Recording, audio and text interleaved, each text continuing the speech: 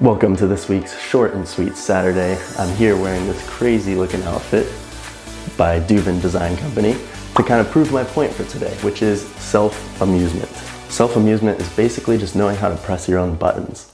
Like if you like cats make you happy, follow cat pages on Instagram. So when you go on Instagram, you see cats doing funny things and it makes you happy. It's all about knowing what makes you happy and being able to tap into that. The perfect example was my last video where I walked around town high-fiving total strangers.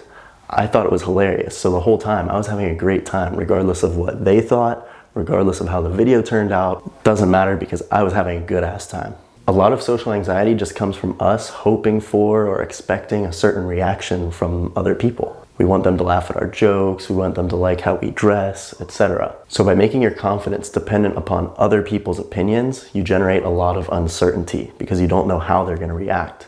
And that uncertainty in turn causes anxiety. So if instead you do things just for yourself and you do it for the sake of doing it, you're going to be a lot happier because your confidence will no longer be based on other people's opinions. Another main point here is to create vibes and value rather than seeking them.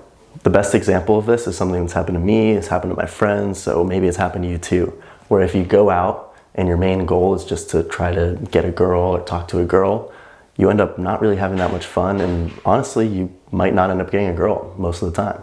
But instead, when you go out just to have fun and you're not focused on getting a girl at all, you have way more fun and usually you might end up getting a girl. The reason for this is that instead of coming from a needy state, coming from scarcity, like, oh, I need to get a girl, I need to go find this, that, instead, you're coming from a state of abundance where you are totally happy the way you are, just having fun, creating your own vibe, your own energy, and anyone who wants to join in on that can feel free to. And this makes all the difference. The main person in any interaction, in like a group setting or in one-on-one interactions, the person who's doing stuff just for themselves and who's grounded in their energy is always the more dominant one, not the one that's reacting. Like, it is way cooler and feels way better to be able to entertain yourself regardless of what's going on around you. Because a lot of people these days don't know how to do that because we're so used to looking at our phones or looking at Netflix or finding external sources to make us happy rather than us being able to make ourselves happy.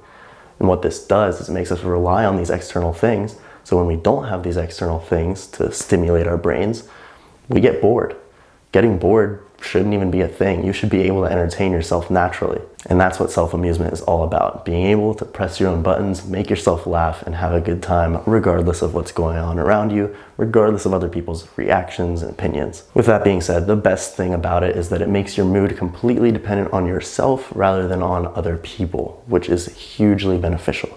Like, you can say a joke just because you think it's hilarious and you'll be cracking up, having a great time, even if no one else thinks so. It may sound terrifying, but if you can get used to it, it's actually super fun. That wraps it up. So if you like this video, go ahead and do your thumbs up thing, the subscribe thing, comment thing, whatever thing you're gonna do.